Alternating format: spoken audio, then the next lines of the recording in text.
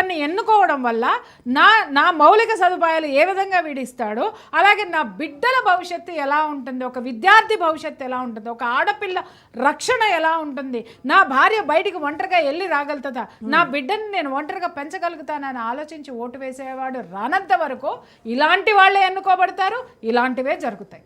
Yes, మరి ఇలాంటివి జరుగుతున్నా కూడా వాటికి యూనివర్సిటీ లాగా పర్మిషన్స్ ఇచ్చేయడము, ఇవన్నీ డీమ్డ్ యూనివర్సిటీస్ కదమ్మా, ఇవన్నీ యూజీసీ నుంచి వచ్చిన యూనివర్సిటీస్ కాదు కదా. ఎవరికాడు సొంత కొంపలు పెట్టేసుకుని ఆ కొంపలకి ఇది పెట్టేసుకొని చేసేసుకుంటున్నారు. మీరు ఒక్కటే నేను ఇక్కడ మాట్లాడుతాను, యూనివర్సిటీస్ పర్మిషన్స్ ఇవ్వడానికి యూనివర్సిటీస్కి ఏముండాలో అవి చూసి ఇస్తారు తప్ప మనుషులు చూసి ఇవ్వరు. అది అర్థమైందా? మీరు హాస్పిటల్కి ఎందుకు వెళ్తారు, దాంట్లో డాక్టర్ ఉన్నాడో లేదో చూసి వెళ్తారు, అది హాస్పిటల్ కాదా ధృవీకరించుకుని వెళ్తారు. కానీ డాక్టర్ ఎలాంటి వాడు, కాంపౌండర్ ఎలాంటి వాడు, ఇవి చూడం మనం.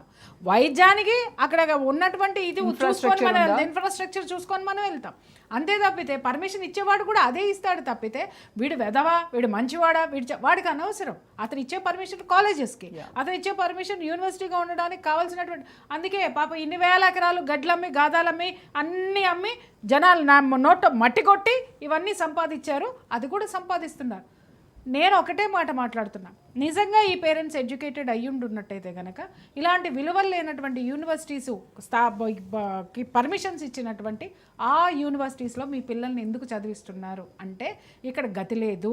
నేను ఇందాకే చెప్పాను, రెండే ఉన్నాయి, ఇంజనీరింగ్, మెడికల్. అవన్నీ కూడా వీళ్ళు గుత్తాధిపత్యంగా ఒకదాని కిందనే ఉండిపోయినాయి. ఒకళ్ళే కబ్జా చేసి అవతల పడేశారు.